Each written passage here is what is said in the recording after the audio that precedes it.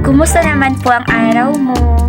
Saan naman po ay nasa maayos kang kalagayan sa mga oras na ito? To all my beloved viewers and subscribers out there, feel free to type your answer below. Kung alam niyo po ang sagot, i-type niyo po ha. Meron po akong inihandang 2 questions para sa inyo. Question number 1. Nang ito ay aking nasilayan, tila ngumingiti ito at nabighani ako sa kanyang bango at kariktan. Ano kaya ito? Clue. Ito po ay palagi nating nakikita, di ba, kahit saan. As in, lalo kapag mahilig kang mamasyal. O di ba, may idea ka na ba kung ano ito? Question number 2. Nang ito ay aking hinawakan, tila umaawit ang mga anghel sa kalangitan. Ano kaya ito? 2 po ang pwedeng sagot dito para sa akin ha. Bakit kaya ganito ang naisip kong tanong? Isipin mong mabuti. Clue. Kapag hinawakan kasi natin ito, napakaganda po ng maririnig natin. O diba? Isipin mo, alam mo yan.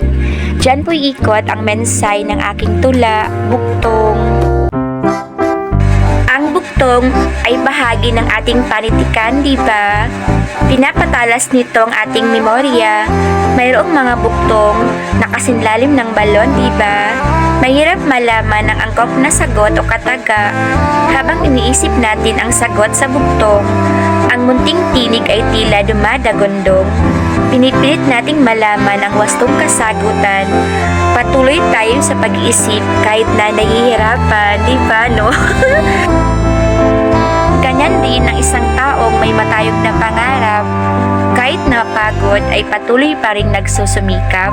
Ginagawa ang lahat upang magkaroon ng magandang hinaharap. Ang tamis ng tagumpay ay kanyang pinapangarap. Ang buhay ay sadyang palaisipan. Ganon pa man, patuloy tayong maniwala sa may-ari ng sanlibutan.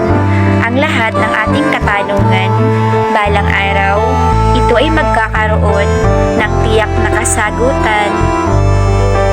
Moral lesson: life is like a riddle. Why? It takes a lot of patience, effort, time, hard work, determination, and dedication in order for us to get the desired and precise answer. May we always choose to go on, no matter how enormous and numerous the hindrances are. Everything will work out just fine. Keep in mind, everyone, awit 20 verse 4, naway pagkalob niya ang iyong hangarin at sa iyong mga plano, ikaw ay pagtagumpayin. Once again, life is like a riddle. Diba, kung minsan, mahirap talagang malaman kung ano mga susunod na mangyayari. Only God knows. On the other hand, let us choose to keep going, even under any circumstance of life. It's a simple reminder from yours truly. Keep safe, everyone. God bless us all.